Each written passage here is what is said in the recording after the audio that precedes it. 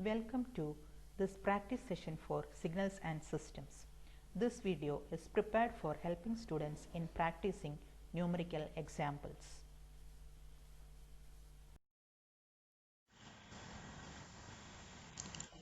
Let us listen to the instructions now. This video contains 5 numerical examples. Write your own notes while watching the video. Pause as and when required. Take time to grab the concepts. Rework on examples for practice. This is very important.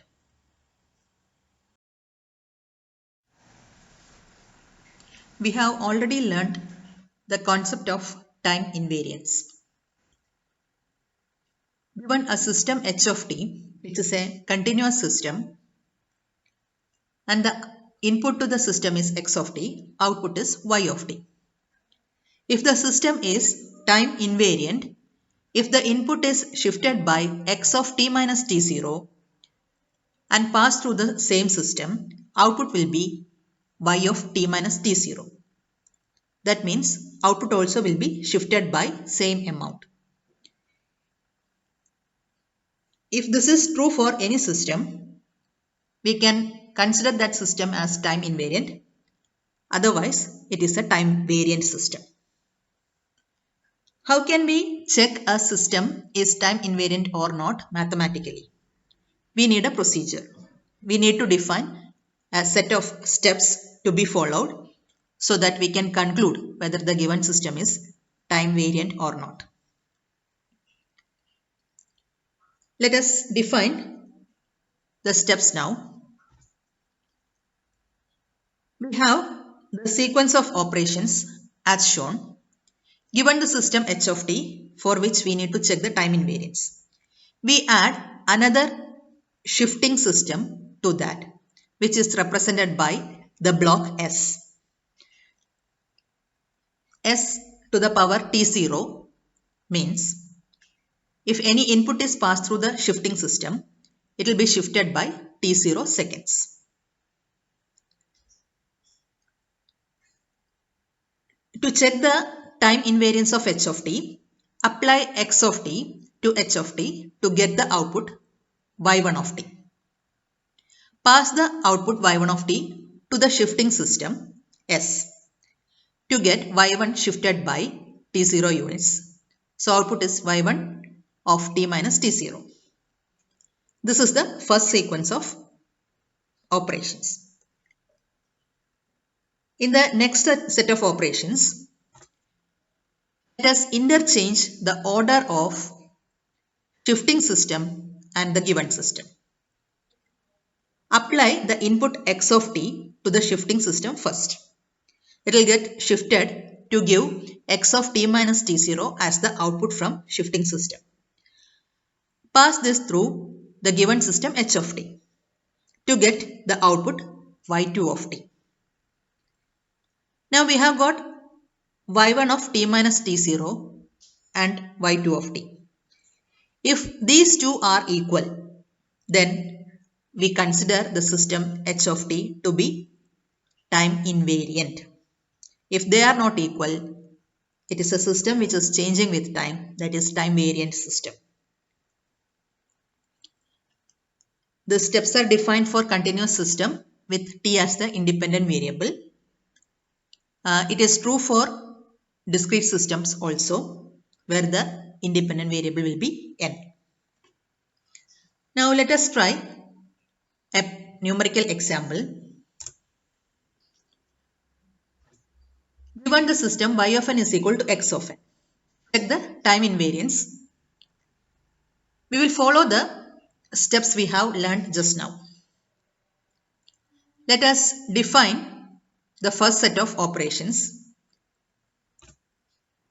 Pass the input x of n through h of n to get the output y of n, which is equal to x of n as per the question.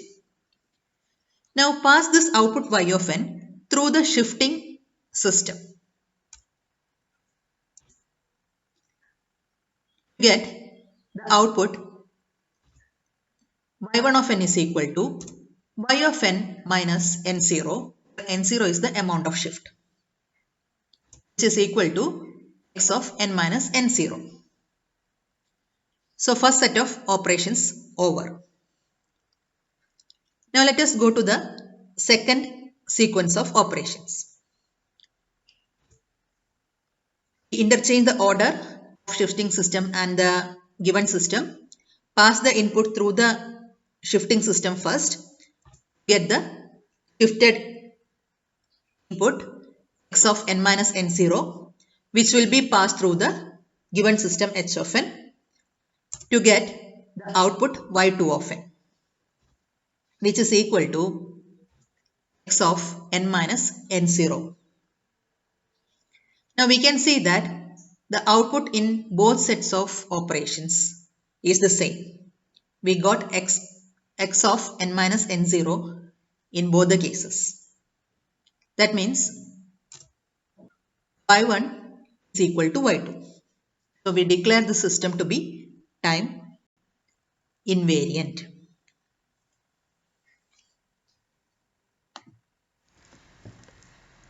Let us see one more similar problem. Given the system y of t is equal to t square x of t. Check the time invariance of the system. Let us follow the first set of operations.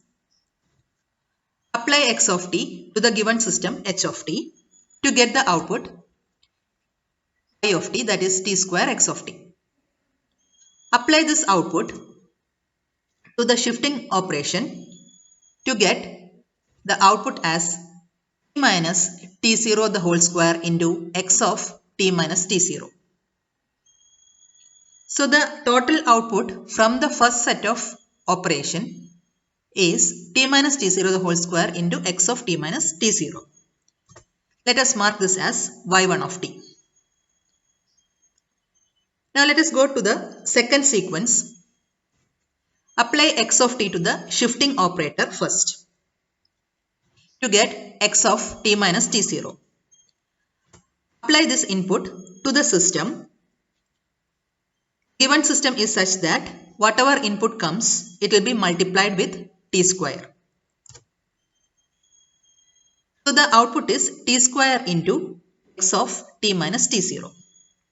This is y2 of t. Now the question is y1 of t is equal to y2 of t? No. We can clearly see that these two are different. That means the system is not time invariant. It varies with time.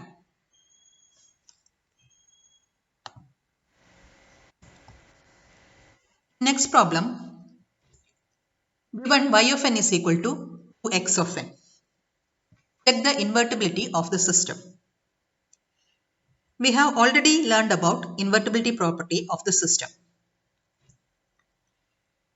If a system is given to which x of n is passed, the output produced is y of n.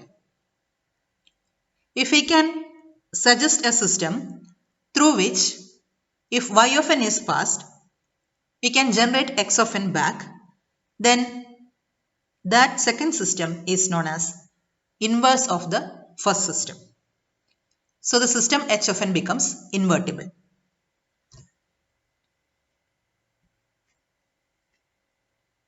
For this given system y of n is equal to 2x of n, let us try if we can find out a system which can give the input back.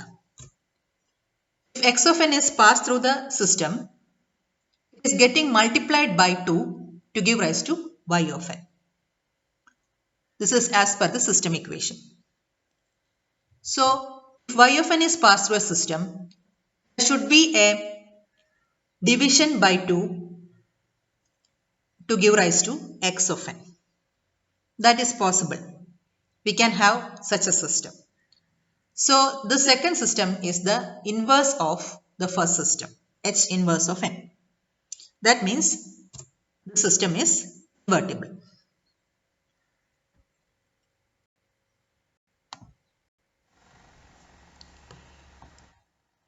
In problem number 4, Given the system y of n is equal to x of n plus x of n minus 1.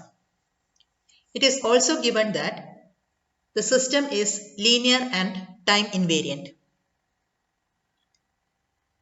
Check for the stability of the system. We have already learned the concept of bounded input, bounded output stability.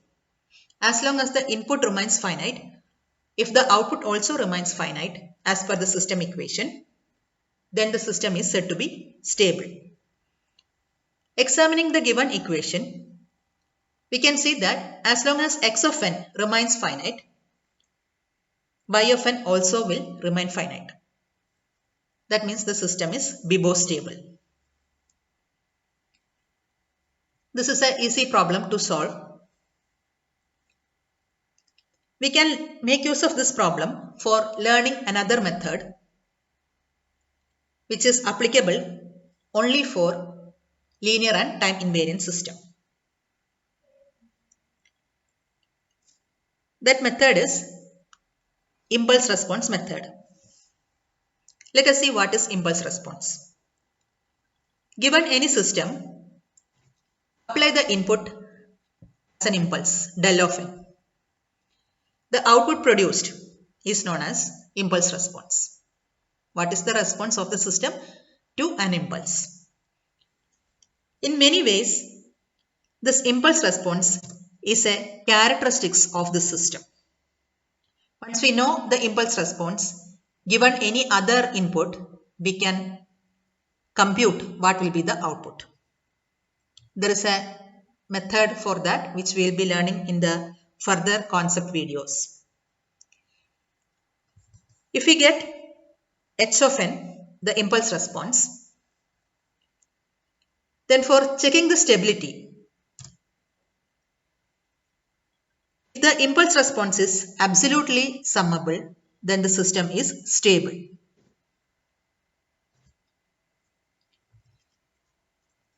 Absolute summability can be calculated using the equation sigma minus infinity to plus infinity h of n less than infinity.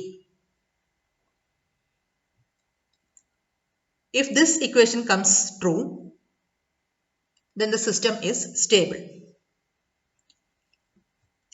In the given system y of n equal to x of n plus x of n minus 1, if x of n is equal to del of n, we get the output as h of n, the impulse response. It is del of n plus del of n minus 1. That means it is 1 comma 1. Del of n is 1, del of n minus 1 is a shifted version of del of n. Let us see if this impulse response is absolutely summable. Substituting in the equation sigma minus infinity to plus infinity h of n. Here we have only two terms. For all other values, it is 0. So h of n will be equal to 2, which is less than infinity. Hence the system is stable.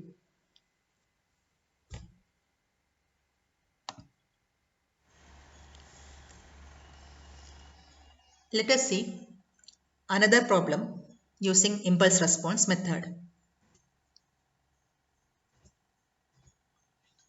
Given a system whose impulse response is h of n is equal to n. Check if the system is stable or not. The system is linear as well as time invariant.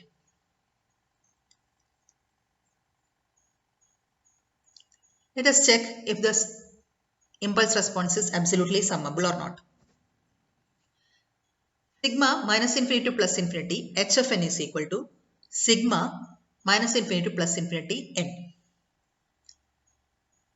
As we can understand, this value will be approaching infinity. System is unstable.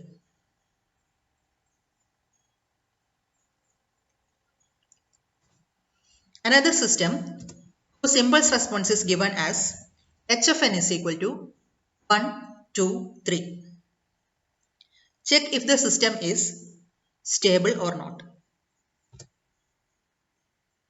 Writing down the absolute summability equation, h of n summation n equal to minus infinity to plus infinity equal to n equal to 0 to 2 h of n, that is 1 plus 2 plus 3.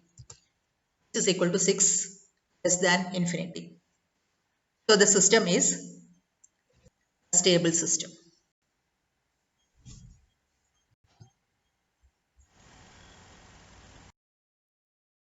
That completes the discussion in this video.